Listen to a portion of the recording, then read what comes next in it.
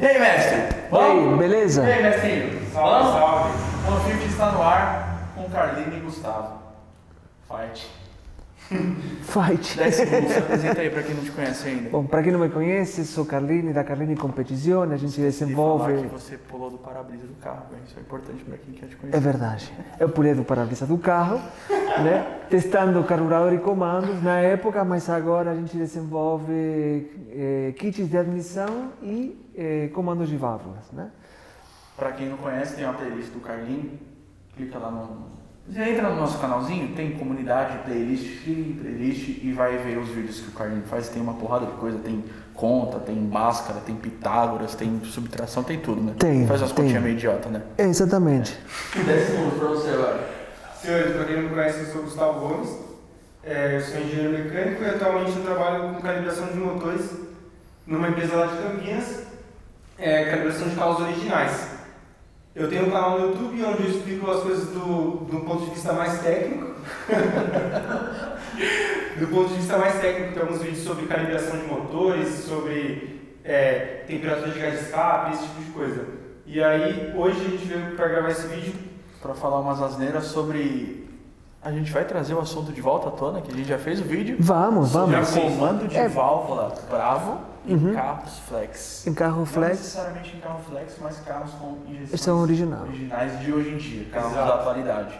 Então, o Gustavo viu o vídeo, ele tem algumas ressalvas sobre o assunto. Sim. E a gente se reuniu aqui para entender as ressalvas dele, para o Carlini rebater e eu ficar com aquela cara de idiota que você sempre vê.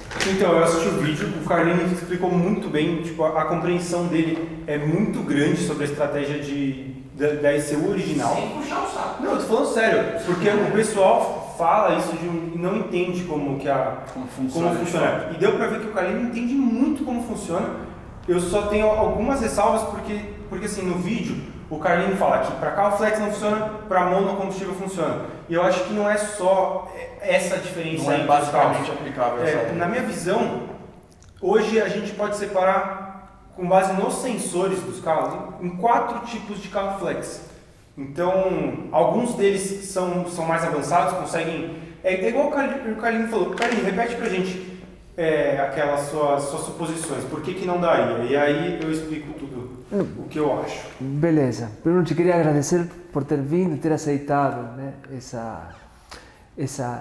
esse bem bolado, porque, digamos, por que eu fiz esse vídeo? Tem muita gente que pede para pôr comando e eu falo que não dá para pôr um comando flex. Por quê? Porque deu ruim, sempre dá ruim. Então, Perde potência. perde, não fica, não vai. Entra em modo emergência, às vezes, falou. Direto, porque, por exemplo, você vai enquadrar o comando, né? Você tem um sensor de fase lá, né? Para ela virar sequencial, se não estou equivocado, né? E o que acontece? Quando você enquadra o comando, ela entende que pulou um dente, que o sensor de fase está com defeito. Quando você muda a posição do comando, né? Exatamente, porque a maioria... E se tentar com ele na posição original? Mas aí eu não consigo sintonizar o comando com o motor. Entendi. É necessário, porque quando você muda o comando, né, é como se você mudasse admissão e escapamento. Ele vai sintonizar o motor numa outra faixa. E quem vai falar isso é o motor, a gente sabe, né, porque tudo depende da velocidade do pistão. Então ele vai falar, olha, eu quero comando nesse lugar onde eu consigo chegar numa equação de compromisso com a admissão que eu tenho e o escape que eu tenho, né, e o combustível que estou queimando. Então, quando o cara toca o comando, já temos problemas. Depois, pelo que eu vi, e já vou reconhecer uma coisa, não sabia que tinha tantas gerações de injeções flex. Sei que as injeções diretas, ela já tem um cenário bem mais complicado de lógica e tudo isso que eu desconheço. Mas até onde eu sabia, né, o sensor MAP ele é determinante, junto com a sonda lambda, né? A wideband, que fala wideband. Sim. Então, essa é uma das diferenças, porque nem todo carro tem wideband. Então, alguns carros e alguns carros flex tem uma sonda que a gente chama de narrowband, que é uma sonda de banda estreita, e ela só lê a transição em torno de 1. Então ela lê assim, tá pobre, aí você passa o ponto 1, ela fala que tá rico. Porque a estratégia original de um carro original é, por conta do catalisador, o lambda que a gente trabalha é o lambda 1, porque esse é o lambda que o catalisador consegue converter os gases e a gente tem menor emissão de poluentes. Essa é a única razão. Se não tivesse catalisador, a gente trabalharia com lambda pobre, porque aí você economiza combustível para o carro. Entendeu? E se você quer plena potência, você trabalha com lambda um pouco mais rico, que é o lambda de máximo torque. O lambda 1, a única utilidade dele é para emitir menos poluente. Por isso que não faz sentido usar lambda 1 em carro que não tem catalisador.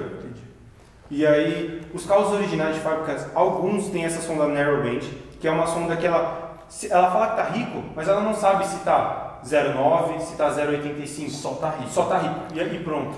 E ela fala que está pobre e você não sabe quanto que está pobre. Então, como é que funciona a adaptação de combustível, que é lá que a gente vai chegar, nesse tipo de motor? Ela é muito simplificada, entendeu? Então, assim, vamos supor que é um carro aspirado, monocombustível, tem uma sonda dessa. Então, ele só adapta, essa sonda só funciona para cargas parciais, né, para marcha lenta e cargas parciais, que nessas cargas o motor trabalha com sonda 1. Quando você dá pé de verdade, é tudo um cálculo do modelo matemático que vai jogar uma sonda 0,85, 0,86, 0,88, mas a sonda que tem lá de fato não está lendo para saber se realmente está vindo esse lambda desejado ou não.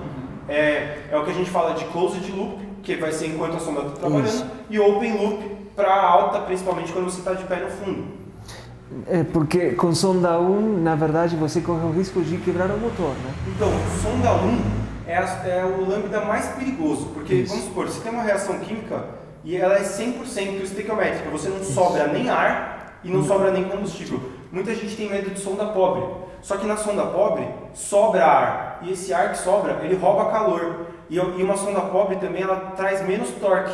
Então, se você subir um motor com sonda 1.06 até o corte, 1.05, você não vai quebrar ele, porque está mais frio do que com sonda 1, entendeu? Então, inclusive, você até preserva o motor trabalhar pobre. Por exemplo, no carro do Lucão.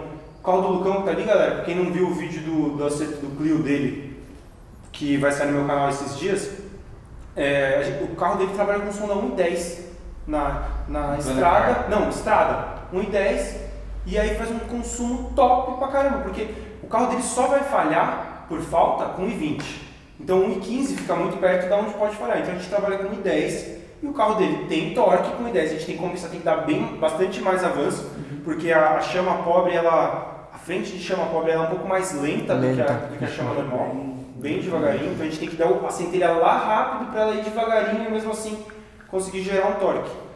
Então é isso, tipo, no carro dele a gente trabalha com 1.10, no Civic SI eu trabalho com 1.05, porque 1.10 já não fica já fica muito xoxo o carro, né? E o que a gente estava falando que eu me perdi no meio? Estamos falando daquela sonda que acho que é de um fio só, né? Então, tem a de um fio só, é as primeiras lá do começo, que é muito velha. Tipo, meu primo tem um Suzuki Swift GTI, que é um carrinho da hora pra caramba, que gira 9 pau, exatamente, e tem uma sonda de um fio. Essa sonda de um fio, ela não tem nem a resistência nem nada, é só um fio de sinal, ela é muito zoada. Essa sonda evoluiu, ela é muito ruim mesmo, assim, é muito tosca. Porque a sonda lambda ela só vai começar a funcionar acima de 650 graus. Isso. Que é onde o material cerâmico permeável dela vai começar a ter uma leitura legal da quantidade de oxigênio que está no escape, né? A sonda lambda ela é um sensor de oxigênio. Ela não vê se está rico ou se está pobre por excesso de combustível. Muita gente acha isso. Ela lê o oxigênio. Se está um pouco oxigênio, ela lê que está bastante rico, que esse oxigênio saiu dali. Então essa sonda de um fio, ela é muito tosca. Ela evoluiu para uma sonda de 4 fios, né, que ela tem uma alimentação, uma leitura e uma alimentação de uma resistência que esquenta a sonda lambda para que ela chegue mais rápido nessa temperatura de 650 ou até mais e que fique quente o tempo todo, para que ela seja uma leitura confiável o tempo todo. Mas isso porque ela tem que se equiparar à temperatura de EGT do gás Não, de escape ou nada a cerâmica, que é o material que vai... É assim, porque como é que funciona uma sonda lambda? Ela tem um material cerâmico e ela, dependendo da diferença de potencial do material cerâmico, ela sabe a concentração de oxigênio naquele gás de escape. Então vai da qualidade de construção. Só que para essa cerâmica funcionar, ela precisa estar acima de 650. Então ela funciona de 650 até 850, é a faixa de trabalho dela. E aí você tem uma resistência que fica controlando a temperatura dela, entendeu? Então essas de um fio, você não vê hoje em dia em mais carro nenhum, essa é uma coisa antiga. É muito antiga. Mesmo os Hallmeter, eu acho que já não é mais esse de um fio. Sério? Eu acho que os Hallmeter já são sondas com controle de temperatura. Sabe quando você vira a chave numa wideband e aparece lá HIT? É isso, tá aquecendo a sonda, a cerâmica. Louco, mano. É isso daí. É porque digamos, a temperatura, aquele material cerâmico, com a temperatura, digamos, o oxigênio, ele muda a condutividade, né? Exato. Então ele muda digamos, a resistência interna, né? Então ele dá mais ou menos, muda a diferença de potencial. Exatamente. Ele fica sensível, quando você esquenta ele fica sensível à quantidade de oxigênio no ar. E aí ele vai saber se tem mais ou menos oxigênio. E é assim, por exemplo, quando você está num corte, você dá no corte de giro, um corte por centelha, né? Você corta por ignição o motor. O combustível continua passando. Na sonda você vai ler pobre pra caramba, mesmo que você está alimentando ele certinho. Só que como você não teve a combustão ali, esse oxigênio passou para o escape e vai ser lido pela sonda. Então você vai ter uma leitura pobre, só que de fato não está pobre, entendeu? Você só não teve a combustão. Exatamente. E as sondas mais novas, as sondas mais novas tinha a LSU, que era uma wideband 4.2, a LSU 4.2, ela evoluiu para a LSU 4.9. Que essa 4.9, ela na verdade tem um controle de temperatura ainda melhor. Acontece, não. Essa 4.9, a evolução dela é que ela tem um controle de temperatura em malha fechada melhor do que a anterior. Então você mede a temperatura da sonda e fica controlando se você tem que ligar a resistência ou desligar. E como você controla melhor a temperatura, a durabilidade dela nos carros é maior do que das 4.2. E também a leitura mais precisa, né? É engraçado porque você falou que uma coisa que eu não sabia sobre o catalisador, a necessidade de ter sonda 1 por causa do catalisador. Talvez você possa até me ajudar com isto. Que eu saiba, o variador de fase nos comandos de válvulas também é uma estratégia para atender emissões, né? Porque muito overlap, geralmente ele atrapalha os gases, óxido nitroso. Então, a montadora, como uma estratégia de marketing, ela vende o variador de fase como uma questão de potência, e não é. É uma questão para você atender emissões com a potência que o comando já vem. Você não consegue lidar com um comando potente digamos, não atender emissões, são coisas antagônicas, né? Carlinhos, eu te diria que não tem uma regra, que não é só por emissões. Não, sim. Quando chega pra gente um motor, ele fica primeiro na etapa de calibração base, que ele fica num dinamômetro de motor, e nesse dinamômetro de motor você vai passar por todos os pontos possíveis. Então, você vai passar por todas as posições de borboleta, você vai passar isso com motor a frio, com água no radiador frio, com água quente, vai passar todo que é rotação, vai testar tudo. E lá você testa tudo que é composição do VVT e combinação, porque quando são dois VVT, galera, é o dobro de trabalho, entendeu? E quando são os dois VVT e ainda tem VTEC em um desses, que aí fica uma loucura. Mas como que é escolhida a posição do VVT? Eu tinha muito essa dúvida, eu perguntava pra galera. Só para deixar claro, a diferença do VVT e do VTEC é que o VVT é o variador de fase numa poliazinha e o VTEC é o variador de fase no próprio comando. Então ele tem os câmbios diferentes, que uma parte é a fase abaixo de 4.000 RPM, bem grossamente falando, e a outra acima de 4.000 RPM, basicamente isso. São dois comandos diferentes no mesmo comando. Exato. O VTEC são dois comandos, com dois levantes, com duas durações, dois comandos. Tem um comandão grande para alto e um comando pequeno para baixo. Só que além disso, o I-VTEC, né, que é a diferença, esse Izinho da sigla significa que ele tem um variador de VVT ali. Mas aí, Carlinhos, nessa posição do VVT, você gera infinitos pontos e aí você vai analisar. E aí tem uma matriz de decisão, né, tudo feito por computador. Um algoritmo. E assim, se dá, ele vai compilar, né, e vai balancear. Dá para atender a emissões, as normas de emissões, com esse torque? Dá. Então vai com esse torque. aqui teria mais torque, mas atende a norma de emissão? Não. Então não vai ter o torque máximo, galera, entendeu? Então o VVT do carro nem sempre é pro torque máximo. Se for piorar emissões, não vai ter aquele VVT. Porque prioridade é emissões, né? A prioridade do acerto, eu sempre falo isso, qual que é a missão número 1 do acerto? É não quebrar o motor. A prioridade número 2, passar em emissões. Terceiro, potência e dirigibilidade, entendeu? Isso daí não é mais a prioridade. Então, você só pode piorar as emissões do motor quando ele ia quebrar. Então, estava muito quente, ia derreter alguma coisa, aí você pode jogar combustível para ele não emitir. A ordem das prioridades é essa. E aí, por que eu falei que tem 4 tipos diferentes de flex, né? Porque a gente tem os flex com a sonda narrowband, que é essa que a gente está falando, que só lê a transição.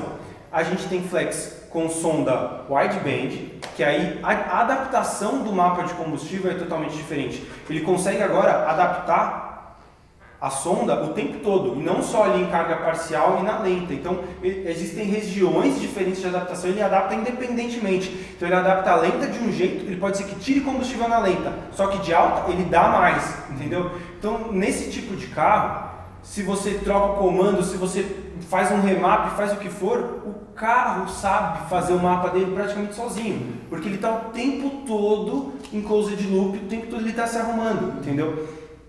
E além desses dois sensores que mudam o tipo de flex, tem um outro sensor que é o etilômetro. Porque como o Carlini falou no outro vídeo, ele fala assim, né? Eu vou repetir igualzinho, ele fala assim, que tem muitas variáveis. Tem muitas variáveis.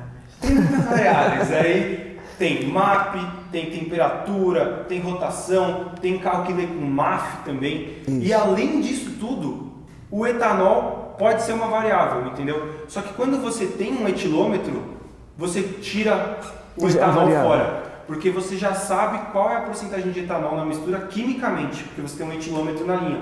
Então, eu já calibrei carros que tinham etilômetro e tinham wideband.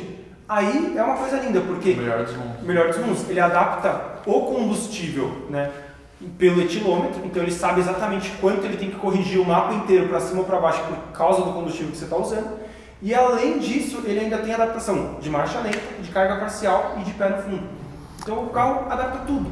E aí, esse era o motor da Volkswagen, então era um motor TSI. E aí, a própria Volkswagen, para baratear custo, fez uma linha que chama TSI Lite, que é o mesmo motor, só que sem o etilômetro. Não fala isso, baratear custo. Exatamente. Tiraram um sensor que é o etilômetro. E aí, galera, a dificuldade que traz para o carro se adaptar sem o etilômetro, volta de novo. Ele tem uma LSU, mas ele tem que agora, pela sonda, descobrir o que tem no tanque. Então, aí que mata. Aí que mata. Então, que bosta, hein, mano? Não fala isso, porque... Mas todos os carros sempre redução de foram custo, assim. Pô, redução de custo. Não, mas terrível, galera, todos os carros sempre foram assim, Espina. Isso de etilômetro é novo. É de um tempo pra cá. Antigamente, todos os carros flex. Inclusive, Carlini, quais foram os que você testou que deu errado? Bom, o clássico EA111, né? Porque ele, pelo que eu sei, né? Ele pegava o MAP, né? Então, por exemplo, eu estou com a gasolina lá. Botei gasolina 100%, o motor tem tanto de sonda lambda, ele tem tanto de MAP, né? Enfim, ele mexe na borboleta eletrônica dele, isso aí, maravilha. Aí quando ele começa a receber outro combustível, o mapa cai, porque cai a rotação, né? A sonda pode ser que ela empobreça, então ela tem a lógica, ela tem o algoritmo que fala, olha, se acontece isto, está com outro combustível. Então ele vai buscar um mapa diferente. Quando se põe em comando, ele faz o contrário, digamos, ele engorda e cai a rotação, cai o mapa, porque o comando tem mais overlap entre cilindros que derruba o mapa. Aí ela se perde, ela entra em modo de emergência, porque, olha, estou colocando combustível, piora. Tira o combustível, não sobe a rotação. Ela não sabe o que faz, ela entra em modo de emergência, o carro não tem força, ele morre, né? E aí também aconteceu com alguns GMs, que GMs mais limitado, está mais fechado a injeção, você não consegue acessar algumas coisas. Os flags, né, 2000 e... Corsa, sim. Isso, 2006, 2007, por aí. Galera, eu acho que todos esses exemplos que o Carlinho deu são daqueles 4 tipos de flex, o mais simples. que é o carro que tem a Sonda sonda de banda estreita e não tem o etilômetro. Não. Então, esse carro ele já faz milagre em ser flex, você entendeu? Ele de conseguir se adaptar de um combustível para o outro, ele já faz milagre, porque os sensores que ele tem são muito limitados. Exatamente. E aí deixa eu fazer um desenho. Pode. Supondo que é um carro igual esse que o Carlinhos falou, que não tem etilômetro e não tem a wideband. O carro vai se adaptar só nessa zona aqui do mapa. Ó. Vamos supor que até uns 3.500 e até aqui. Então, o que o carro vai fazer? Vamos supor que a gente tem um mapa de combustível lá que tem um shape específico assim, né? Finge que isso aqui é um mapa, tá galera? Tem que dizer um mapa. A gente tem um mapa de combustível que tem um shape específico. Então, ele reconhece que aqui nesse ponto ele passou, precisava engordar 5%. Aí aqui ele reconhece que precisava engordar 5%.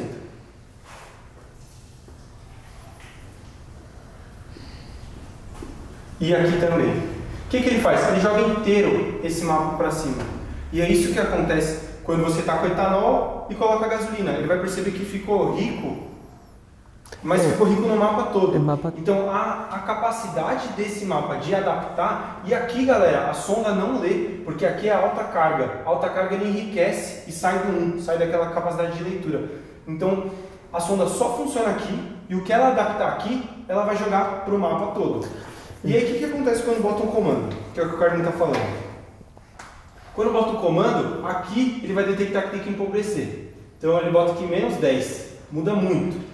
Aí aqui ele detecta que tem que botar mais 8, porque você mudou o jeito que o ar entra no motor. Isso. Aí aqui que ele fica loucão, galera, porque ele não aceita isso de um pouco aqui, um menos lá, ele não consegue cavucar buraco no mapa e refazer o mapa. Diferente do que se fosse com um etilômetro. Porque se você tem um etilômetro e tem uma wideband, ele consegue ir colocando ponto a ponto exatamente o que você precisa, entendeu? É igual se fosse numa ProTune, você colocar uma correção por sonda com uma wideband, você vê que às vezes ela adiciona de alta, tira no meio e de baixo ela adiciona de novo, ela consegue variar, né?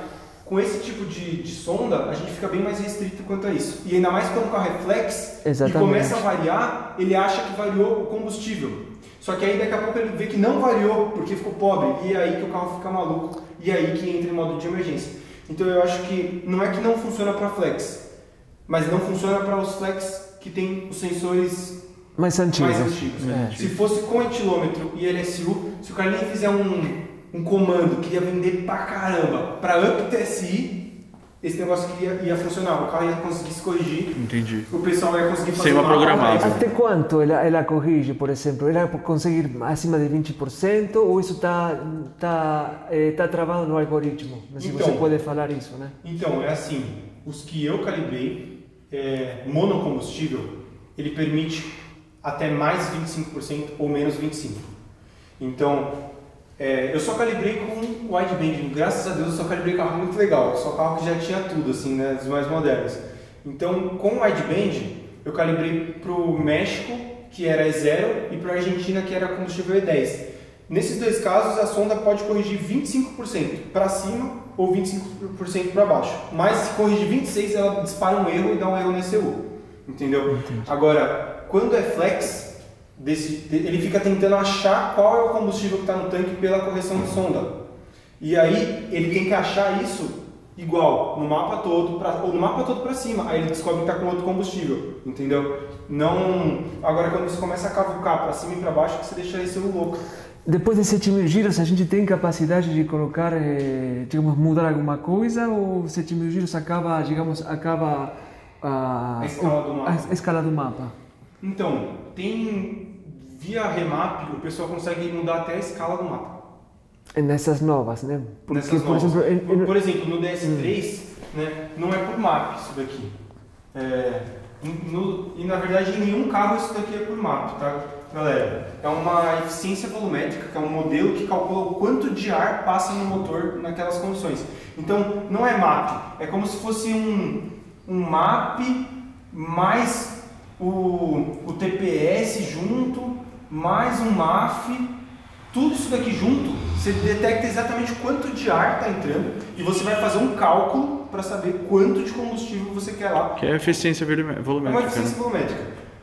E aqui então a gente tem um parâmetro que a gente chama de carga do motor, né? O enchimento mesmo. E aí o que acontece? No DS3, isso daqui, o original, eu acho que vem até, sei lá, carga de 180, que seria por MAP, assim, aproximadamente 0,8 de pressão. 80% mesmo, 180% da eficiência volumétrica do motor. Então, motor de 1.6 e aqui está entrando 180% desse volume. Né? O que acontece? Quando a gente soca a pressão de turbo, isso aqui não dá. Igual o Carlinhos está perguntando agora, isso daqui extrapola. Então, via remap, o pessoal consegue mudar isso aqui tipo, para 280. Aí consegue. Só que aí perde precisão, né? Antes você tinha 10 linhas com espaçamento tal. Agora você espaça mais as linhas. Né? Essa capacidade. O representante do Uruguai, da Carlini, quando ele coloca esses comandos, por exemplo, a gente tem no APzinho o W1.3 com 280, com 11.6 de levante. Um comando que ele chega, comparado com o original, até 36 cavalos a mais, no motor 1.6. Nossa. Né? Então, só que ele não tem marcha lenta, fica uma marcha lenta meia, como antigamente, como se você puxasse um afogador, né? E ele se encontrou com esse problema, porque o motor ele vem com potência, o pico de potência ele vai quase 7.000 giros, o pico de potência. Então ele lá em cima ele não encontra como mexer, então quando ele começa a esticar aquela tabela lá, ele não tem espaço, ele começa a perder precisão, né? Sim, exatamente. E ele se perde bastante. É o que aconteceu no meu carro, a adaptação, o DS3 ele tem uma wideband original, só que como a gente espaçou muito o mapa, que perdeu precisão, a adaptação por sonda do meu carro é muito pior do que o original. O original no meu carro eu ando com uma mistura, eu ando com o E46, que é a mesma mágica que eu joguei no Civic do meu irmão lá. O Civic veio bem mais potência do que na Podium, só de usar um E46, né? Ficou com uma resistência de detonação maior do que o da Podium também. E aí eu decidi testar no DS. Só que o que acontece? O DS não se adapta fácil, porque como a gente espaçou, a adaptação por sonda dele ficou estragada, deu uma estragada nisso, não ficou tão boa. E é isso que o Carlinhos falou, aí não tem como, galera, porque o mapa já tem a quantidade de bits que ele pode armazenar, você não pode colocar novas colunas. Exatamente. Você tem que tirar uma que você já tinha para você jogar ela mais para frente, então você acaba perdendo precisão. Isso aí é triste, mas não tem como, não tem outro jeito. Exatamente. Esse é o problema, digamos, na minha concepção, né? Na concepção da Carlini. Quando a gente faz um comando, que é uma peça, digamos, que tem toda uma necessidade de mão de obra, né? Um investimento. E você gerar um comando de válvula que seja muito perto do original, para você poder aproveitar a injeção original daqueles modelos mais antigos, fica, me parece, um investimento um pouquinho, digamos... É muita mão de obra para pouca coisa. Exatamente, né? Digamos, uma coisa meio que jogada fora. Então, eu brinco bastante, vamos colocar toda a carne na churrasqueira, né? Já que vai pôr um comando que... Né? O melhor possível. Que faça sentido, digamos, que não vai te prejudicar a dirigibilidade, mas que não seja a injeção um fator limitante. Por isso que a gente declina muitas compras, fala, olha, eu não te vendo o comando, por causa pelo menos nesses modelos, né? A gente não fizemos comandos com injeção direta, porque aí me parece que também tem outro problema. Cara, ele faz um para DS3, vamos testar no meu carro. Tem um cara da gringa que faz e ele aumenta meio milímetro o levante. O levante. Somente isso? Só isso. E dá uma diferença, porque assim, o DS3 ele é um carro, é um esportivinho e tal, mas ele nada mais tem do que um motor 1.6 downsizing para fingir que é um 2.0, entendeu? Então ele tem uma pressurização bem curta, um intercooler bem curto, para você não sentir lag e você sentir que está andando num 2.0.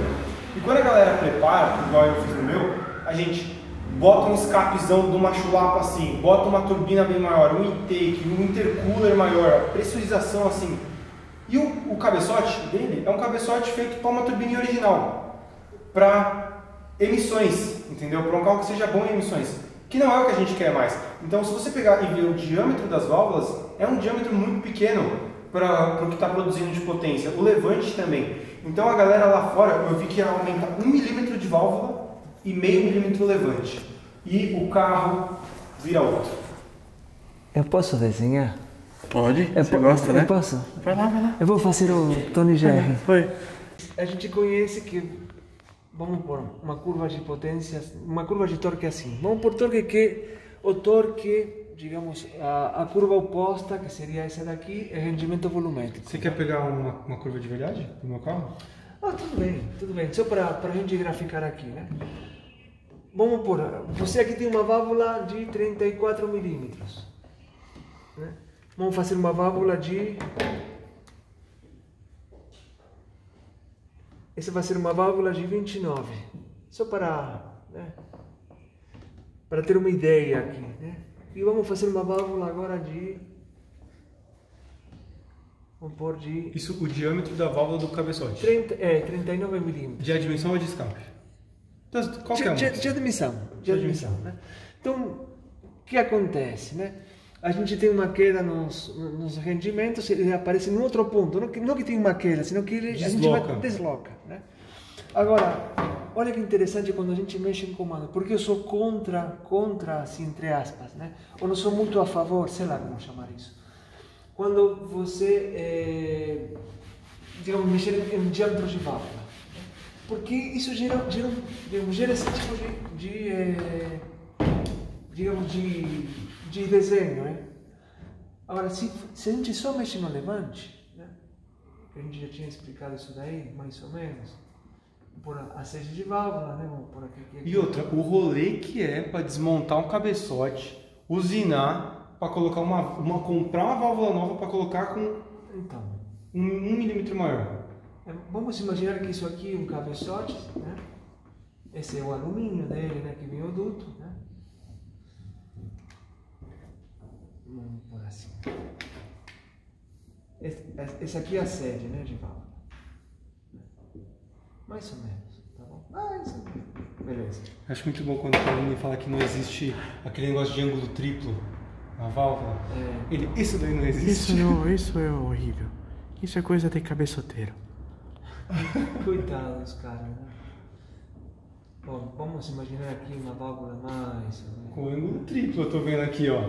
Ele fez com ângulo triplo. Exatamente. Vamos pôr assim uma coisinha assim. Beleza. Quando eu aumento o diâmetro da válvula, é já digamos, é um valor fixo. Né? Eu aumentei em toda a faixa de rotação.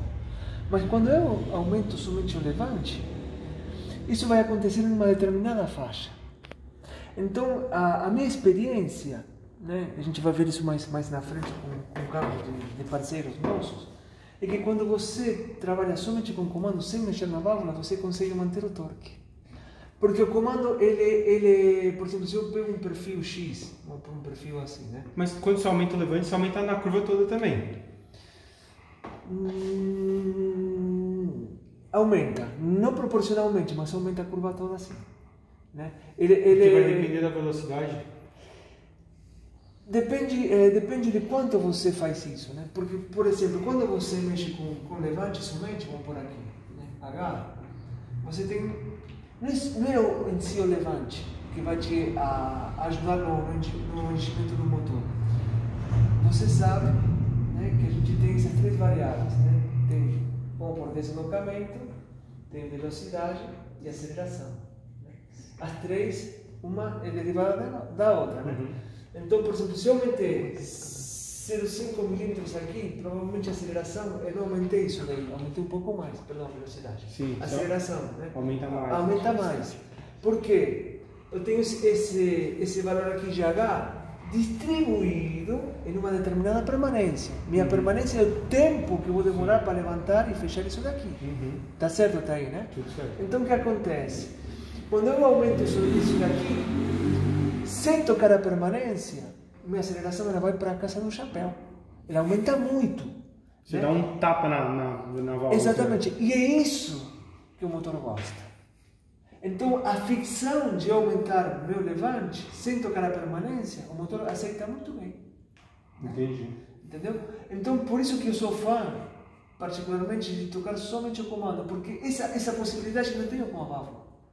A válvula eu aumentei, desloquei tudo. Um comando não, eu só vou na faixa que eu quero. Que lá em cima, sem mexer aqui embaixo. Já fiz isso com marcas e pilotos. Quando você aumenta o levante, De baixa não muda tanto. Não muda praticamente. E de alta você tem um ganho grande. Eu consegui embarcar 100 km no motor a pé, a gente mantém o que o 27.7 faz, até 4.500 giros, ele copia a curva original e depois ele abre 8 cavalos ou 10 e vai até 7.200. Entendi. Né? E a permanência é a mesma? A permanência é mais ou menos. Aumenta um pouquinho. Eu tenho que aumentar porque a gente precisava ganhar bastante potência, não era pouca coisa. A gente precisava ganhar pelo menos uns 10 cavalos para que o carro se mantenha na categoria. Então tinha que aumentar, né, para encher. Né? Então, mas por exemplo, o que acontece se você somente toca o levante quando a aceleração ela sobe? A tua curva de torque, supondo que ela seja assim, ela passa a ser assim. O teu torque máximo ele vem mais cedo, mas também acaba mais cedo. Veja que os comandos originais que a gente mede aqui. Isso se mexer na válvula, você está falando? O que foi essa última que eu não entendi? É se você. É a válvula versus o levante, é isso? Não. Vamos por assim. Vamos por torque, né? Torque, e aqui vamos por RPM. É uma curva simples, né? Com um comando X, né, original, né? A curva de torque é essa, vamos supor, de um carro X. Tá bom. Né? Vou mexer no comando, só vou tocar um levante, não vou mexer mais nada, só levante, aumentei meio milímetro mais. Eu já fiz esse teste para a Fiat, né? Faz isso daqui. Perde torque de alta. Perde torque de alta, ganha de baixa. Entendi. Né?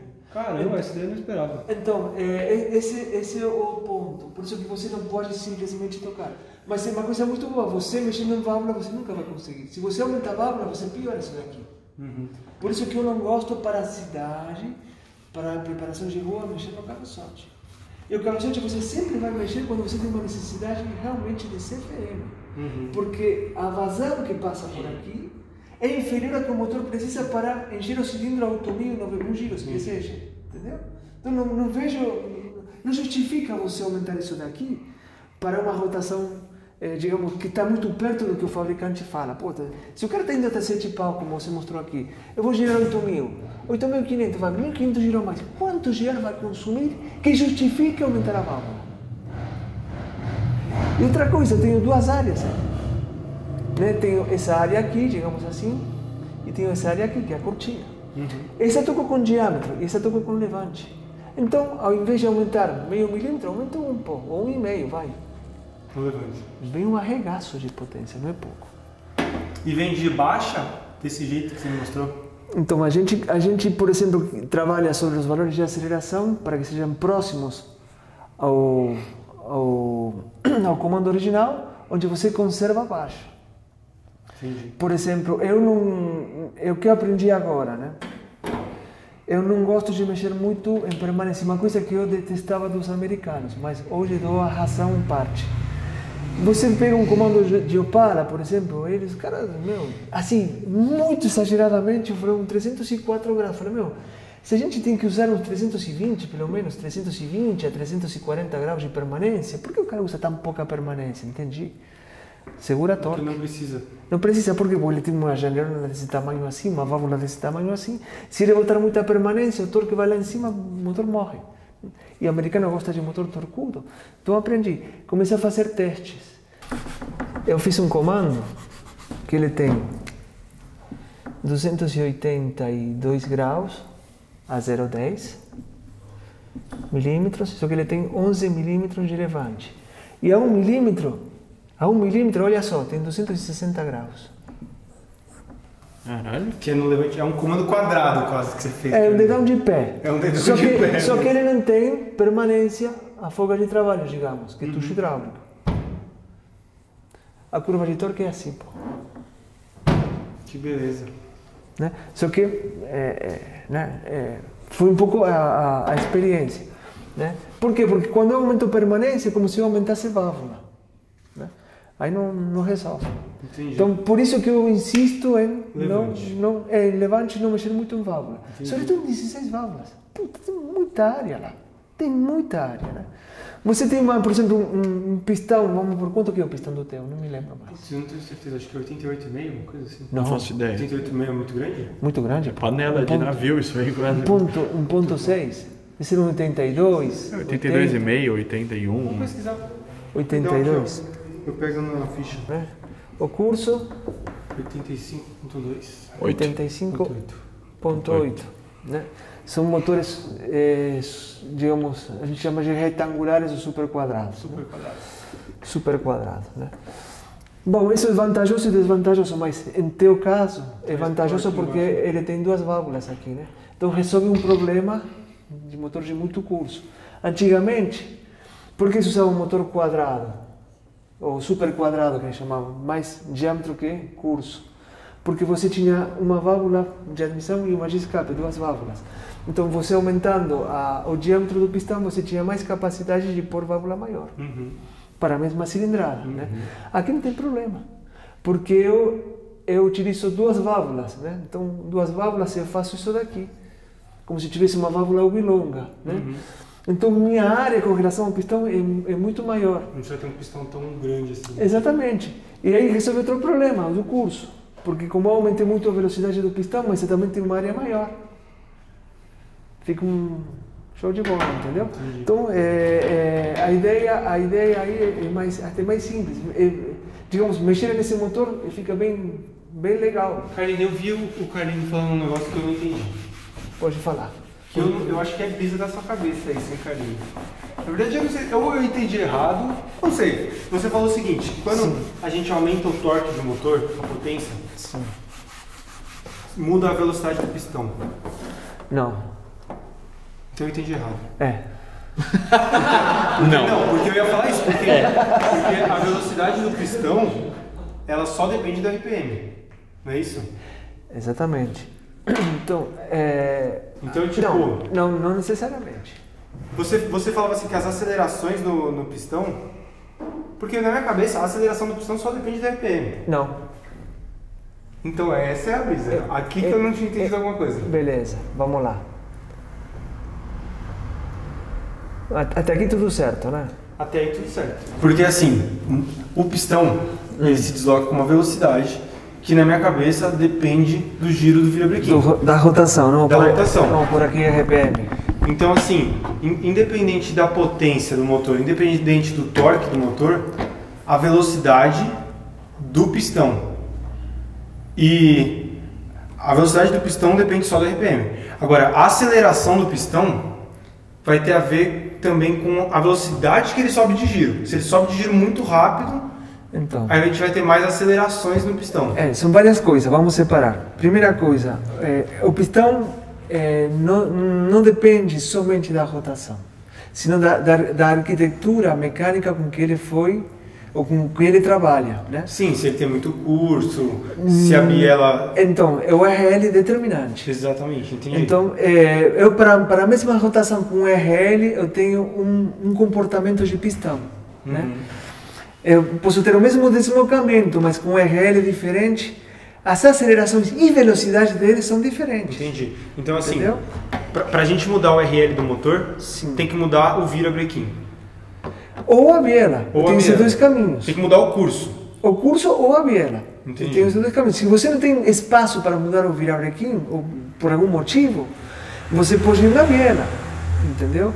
Que dá um efeito, digamos, exatamente igual. Só que proporcionalmente, como a biela é maior, você, digamos, para abaixar 20%, vamos por a velocidade do pistão, né? Talvez você tenha que aumentar a biela 40%. Que se você fizesse essa modificação somente no virabrequim, por aí com 15% de mudança no virabrequim, já resolve, entendeu? Entendi. Essas são as diferenças. Entendi, né? mas a minha dúvida é a seguinte, você já tem um motor pronto. Sim. Aí você ganhou potência nesse motor porque você fez um remap. Sim. Você não mudou a velocidade nem a aceleração do pistão. Mudou? Por quê? Agora eu quero entender. Beleza. Se você tem mais potência não é trabalho, vamos por trabalho com T maiúsculo, vezes tempo, não, potência é trabalho vezes tempo, não é? Em função do tempo. Trabalho vezes a velocidade. Então, sobre tempo. Beleza. É isso, né? Isso aí, certinho. Perfeito. Se você tem mais potência, né, geralmente você vai ter mais trabalho no mesmo tempo, porque teu tempo são a 100 RPM, não é? Uhum. Tá certo até aqui? Tá. Então, se eu aumentei minha potência em 20% a 100.000 giros, né, isso aqui virou uma constante. Isso está travado, não aumentou. 6.000 giros é os mesmos 6.000 giros. Só que agora você tem mais torque em 6.000 giros. Então, se eu aumentei minha potência, o que quer dizer? Que o motor acelera mais rápido. Eu acho que não. Opa! Não, porque Se assim, você- que eu entendo? Calma, mano, é uma brisa. Não. É uma brisa. Traz os universitários, porque assim, porque se você tá no mesmo RPM, você tem mais potência. Como potência é torque vezes RPM, e você tá no mesmo RPM, você aumentou o torque. E o torque é a força que isso daqui faz na biela, que faz a força no vira. Você não aumentou o deslocamento, você não tá fazendo isso deslocar mais rápido. Não. Vamos lá. Primeiro, isso daqui é trabalho. É capacidade volumétrica. Né? Torque, quando você olha para torque, força é a minha capacidade volumétrica. Então, quando eu aumento cilindrada, eu aumento torque. Se você põe um turbo, você aumenta torque. Sim. Né? Então, é minha capacidade volumétrica. Né? Eu posso carregar meu caminhão com 50 toneladas ao invés de 40. Né? Só que é o seguinte, qual seria a vantagem de aumentar isso daqui e fazer tudo ao mesmo tempo? Potência, digamos, ela traduz que eu tenho mais trabalho no mesmo tempo. Alguma coisa mudou. Sim. Né? Exatamente. Então, para eu fazer mais trabalho no mesmo tempo, eu estou fazendo, digamos, estou aumentando que a minha capacidade de enfiar combustível. Alguma variável cinemática aumentou. Sim. Aceleração, ele está fazendo tudo mais rápido. Por que falo isso? Porque falo, não, tudo bem, você tem direito a discordar. Mas por quê? Porque quando um carro tem mais potência, ele chega mais rápido no corte. No mesmo circuito, tem vamos por Interlagos, resta oposta, ele tem 1.000 metros. Com 300 cavalos, eu chego no final dela no corte. Com 400 cavalos, eu chego 100 metros antes no corte. Que aumentou? Então, o que eu entendo? Que aumentou? Aumentou Aceleração. a taxa de subida de giro. Aceleração. Aceleração do carro. Mas assim, isso que dá potência. Pra mim, o giro sobe mais rápido, eu entendi. Só que assim, quando você olha o movimento cinemático do pistão... Não, isso esquece. São coisas diferentes. Quando você olha a cinemática do pistão... Por que a gente não está falando disso, da velocidade do pistão? Não, uma coisa é potência, outra coisa é a cinemática do pistão. São coisas diferentes. Então, mas a minha pergunta era essa. Sim. Se eu tenho um motor, em 6.000 giros eu ganhei potência nele. Sim.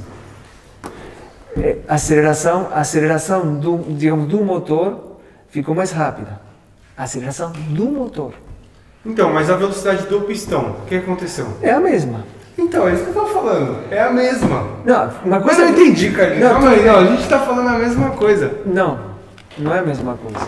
Porque assim, esse aqui é um movimento cinemático e ele não tem nada a ver quando você está produzindo de torque. Peraí, vamos lá. Se você está em 3.000 RPM, Não, vamos lá. com a borboleta fechada ou com a borboleta aberta, a velocidade do pistão é a mesma. Então, tudo bem. Você tem duas coisas. Dois tipos de velocidades. É a mesma coisa que acontece com o comando. Mesma coisa. Eu tenho a velocidade que é proposta por essa cinemática, esse mecanismo aqui, e depois tem uma outra velocidade que quando ele parte das 1.000 RPM para 6.000. Dinâmica, uma aceleração dinâmica. Isso, Entendi. são coisas separadas. Não, a aceleração dinâmica muda mesmo. Então, e aí eu entendo. Não, isso daqui isso não muda nada. Sim, entendi. Isso daqui não muda nada. Não, estaticamente, num dinamômetro, você está gerando com a rotação travada. Sim. 200 cavalos. E depois você sobe a pressão de turbo e está nos mesmos 6 RPM travado. Aí não. Aí não muda. Não muda nada. Então, é isso que eu estava falando. Não, tudo Mas bem. eu entendi agora o que o Carlinhos está falando. Que na aceleração, enquanto o motor está subindo de giro, ele vai subir de giro de uma forma diferente. Isso. E aí, Só que cada velocidade de cada pistão em cada ponto é exatamente igual você tinha antes. A estática é. Porque assim, se você pegar o motor na lenta, Carlinhos, e subir de giro assim, na lenta, sem carga nenhuma, a velocidade do pistão, em todos esses pontos que passou, vai ser exatamente a mesma velocidade, a mesma aceleração, do que se você estiver em sexta, engatado e for subindo, demorar 3 minutos até chegar no corte. Sim, sim, isso sim. Isso eu concordo contigo, isso está certo. Só que são duas velocidades. Uma é quando eu analiso o mecanismo o estático, e outra coisa é quando está em movimento. Tem uma variável que tem mais uma aceleração. Porque aqui não estou vendo ela, que é a borboleta. Quando eu mudo a borboleta, isso aqui muda. Eu estou mudando o RPM. Então aqui eu analiso por RPM, né? A 6.000 RPM, ou a 8.000 RPM, ou a 2.000 RPM. Agora, de 2.000 para 6.000, aqui não faço nenhuma diferença, porque é outro tipo de análise. Não é o mesmo análise. Aqui eu estou entrando no 6.000 RPM e vendo o que o pistão faz. Mas quando eu vou de 2.000 para 6.000, a conversa aqui é outra. Então, mas é isso que eu estava falando. Não depende então da potência do carro. A velocidade do pistão e a aceleração do pistão não depende da potência do carro. Vai depender mais da marcha que você está, de que forma que sobe o giro, não, aqui tá. do que da potência. Não, depende sim. Da potência, digamos, como um todo, porque você está mudando a aceleração dinâmica. A estática continua a mesma, mas a dinâmica você está mudando. Senão você não faria essa distância em um tempo menor. Senão não faz sentido aumentar a potência. Se eu vou demorar 1 segundo em percorrer 100 metros com 100 cavalos e demora 1 segundo para percorrer 100 metros com 10 cavalos, de que serve aumentar a potência? Não, eu entendi, Carlinhos. É só isso. Não, eu entendi que a subida de giro vai subir mais rápido. Então. Só que aí, vamos supor, acontece isso com uma galera. O motor era fraco. Num lugar você subia de terceira. Sim. Agora você sobe de quarta. A sua quarta sobe de giro tão rápido quanto subia a sua terceira antes. Isso. Então, tipo, fisicamente, para esse motor, o que ele foi projetado para ter de velocidade e de aceleração de pistão, ele vai ter a mesma que ele tinha antes. Estaticamente, sim. E dinamicamente ele vai ter o que tinha de terceira, agora ele vai ter de quarta. Não, mas o esforço é diferente. Ele tem que fazer mais força. A pressão no pistão vai ser a mesma. A força que a biela vai transmitir para o vira vai ser diferente, vai ser maior aqui agora. Acho que você agora, a velocidade e a aceleração depende só da RPM, não da potência. Não. Você tem 2 análises para fazer. Uma coisa é quando você está com o motor parado, você só está olhando a 6.000 giros, e outra coisa é quando você faz essa mudança de giros. São coisas diferentes. Não, eu entendi, Carlinhos. Só que eu não acho que você aumenta a potência e somente... Então por que o motor quebra? Assim, porque imagina, tipo... Não, me explica, por que o motor quebra? O motor quebra por vários fatores. Não. Quebra às vezes por excesso de temperatura, de lata, o pistão quebra. Não, você já está indo pela tangente. O motor quebra por fadiga. E o que dá fadiga são as acelerações dinâmicas. Senão o motor não quebraria. Se eu ponho 500 cavalos no motor que tem 60, vou para 500 cavalos, ele faz tudo muito mais rápido. Por que ele quebra? Se para você está tudo igual. Não, e fadiga é exatamente... Aí eu entendi o que você está falando. Realmente então, a fadiga aumenta porque você aumenta a velocidade das oscilações de carga. As acelerações. Com que e você aumenta, acontece. além das acelerações, as forças envolvidas. Então a fadiga acontece muito mais cedo. Por que aumenta as forças? Porque você aumentou a aceleração. Você acabou de falar, a combustão é a mesma. O pistão é o mesmo. Está vendo como tem que separar o que é dinâmico do que é estático? Você não pode misturar. Eu entendi a sua brisa. Eu entendi. Você entendeu? Eu entendi a sua brisa. É uma brisa muito louca, mano. O que você acha, Espina, disso? Porque você pode até desconcordar, eu respeito, só que na minha cabeça, isso pela experiência, não estou te falando porque, pela experiência. Eu ponho um comando que com uma mola de 70 litros funciona muito bem no aspirado, no turbo já não vai. Ele flutua. Por quê? Porque aumenta a aceleração dinâmica. Eu ouvi você falando isso. Era exatamente esse o vídeo que eu tinha escutado você falando. Dinâmica. Então, e ele flutua nessa dinâmica, nessa que sobe o giro muito rápido, ela flutua. Por que no aspirado não flutua? No turbo sim. Entendi. Mesma coisa. Entendi. Porque aí muda a velocidade que sobe o giro, muda o jeito que o comando bate na válvula e aí bate tão forte que ela flutua. Por que aumentou a força? Entendi. Porque aumenta a aceleração. Bizarro, né, cara? É nervoso o negócio. É complicado. É complicado. Então não dá para você juntar. Tem uma análise que está certinho. Estaticamente não muda absolutamente nada. Dinamicamente ferrou tudo. É outra conversa. Porque senão não faz sentido aumentar a potência. Se nada muda, por que vou aumentar a potência? É uma brisa muito louca. Vamos encerrar aqui? Vamos, não, eu acho que tá bom, porque minha mente já derreteu, velho, pelo amor de Deus. Ai. Desculpa, cara. Não, mas eu entendi, Carlinhos. E eu tinha escutado ele falar exatamente isso. Você quer um abraço, cara? Eu quero. Ficou claro as suas dúvidas? Ficou. Nesse vídeo, eu aprendi que os carros modernos têm 4 tipos de módulozinho lá. Tem os bagulho lá que tem a sonda estreita, aí tem a sonda wide, aí tem a sonda wide com etilômetro e só a sonda wide sem etilômetro. E a sonda planar com etilômetro. Planar são os 4 estreita. tipos, isso. Tá, então por isso, então a gente descobriu hoje por que você não consegue colocar o comando Bravo em qualquer carro flex. Exatamente. É por isso, então. Não é qualquer carro flex, mas se tiver um carro flex legalzão com sonda wide e com etilômetro, provavelmente vai dar certo. Independente se é flex ou não. Exato, independente. Se a correção não ultrapassar 25%. Exatamente. Nem pra cima, se nem pra não for baixo. um comando. Não, mas isso aí, Carlinhos, isso aí. Porque pelo etilômetro ele já vai corrigir e ainda o que a correção da sonda permite é 25%. Exatamente. Então se ele botar um comando muito brabo que está entrando 30% a mais de ar, já ferrou. Já esquece. Tem um limite. Então, pesaleiro. Tá pensando, né? Mas aí você pode arranjar um cara que te faça um remap. Aí você bota 40% a mais de ar, o cara bota 40% a mais de combustível. A correção por sonda fica zero. Mas entendeu? o remap dá para você mudar o algoritmo, porque o que ferra mais é o algoritmo, né? Mas dá pra você... Não, você não vai mudar a estratégia de correção de sonda, mas você vai mudar o combustível naquele ponto. Então Entendi. antes a sonda estava corrigindo 40%, você consegue botar mais combustível e agora a sonda vai corrigir zero, entendeu? Você consegue mudar a entendi. eficiência volumétrica. É o ponto onde ela se referencia. Exato. Entendi. Aí você É não legal. vai dar mais o erro. Legal. Então você muda a referência e não os parâmetros finais. Exatamente. Legal. Exatamente, Faz a sentido. referência. Faz todo sentido. Pô, agora passou disso, eu quero saber o que vocês entenderam, porque eu fiquei igual a Nazaré aqui com as continhas rolando na cabeça. Eu vi o Carlini quase montando aqui nele pra dar umas porradas. Não, Muda que é assim isso? a aceleração do pistão, muda assim. Tô te falando brasileiro de uma figa.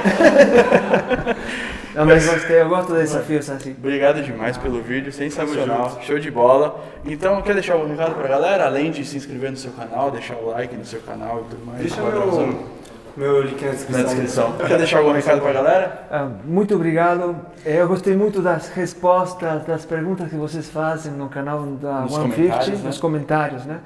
Então, continuem fazendo esse tipo de perguntas para a gente se aperfeiçoar mais e buscar sempre essa verdade, né? Para a gente não ficar, né, com mitos e coisas que atrapalham o desenvolvimento de um carro Sim. preparado. Tem que ser uma experiência muito gostosa. E não dor de cabeça. Não né? dor de pode cabeça, ser né? chato, né, de resolver. Exatamente. Né? A gente precisa levantar esse nível de conhecimento para a gente, não somente fabricantes de comandos de válvulas Sim. e de kits, né? Eu espero... Tem melhores do que eu, sem dúvidas, né? Mas, digamos, a gente não cair na ingenuidade de ter uma experiência negativa por causa da falta de instrução, de conhecimento, de informação. Sim. A gente está aqui fazendo um pouquinho isso para levar um cenário um pouquinho diferente para perguntar, para buscar, cavar fundo mesmo, né? Para justamente gerar dúvida, né? Gerar em quem dúvida. quer Carlinhos, comprar a esse tipo de pergunta é, produto. você vai fazer comando para DS3 THP? Vamos fazer. Vai pra... Meteu o pão na mesa que agora eu quero ver. Mas tem que me ajudar com a maquinola, pô. Tu precisa de uma máquina para fazer esse Quanto comando. custa a máquina? Uns 500 pau? Menos. Menos? Uns 100 pau? 100 pau. Então aí, ó, vaquinha, galera. Todo mundo dá 50 reais aí Uma e a usa- gente chega. A gente vai ter que fabricar essa máquina. Né? Mas a gente vai fazer. Fazer esses comandos modernos com raio negativo. Aí fica Fechou? Show de bola. Vamos nessa então? Vamos nessa. Falou, Carlini. Valeu, Gustavo. Tamo junto. Obrigado, meu querido. Quero. Falou Carline. Falou Gustavo. É nóis. Deixa aí nos comentários o que vocês entenderam disso tudo, se vocês gostaram, se não gostaram, se vocês esperavam treta com lama e as porras, minas de biquíni aqui, tacando lama nos dois aqui, brigando e tudo mais. Onde tem homens com biquíni? Homens com biquíni é só sunguinha. É só sunguinha. Então, muito obrigado, galera. Sigam as redes sociais do Carline, sigam as redes sociais do Engenharia da Preparação ou de Preparação? Da Preparação. Deixem seu like, se inscrevam no canal, ativem o sininho para não perder as notificações. E é isso aí, galera. Tamo junto. Muito obrigado por ter acompanhado. Valeu, falou. 150 é nóis. Fui!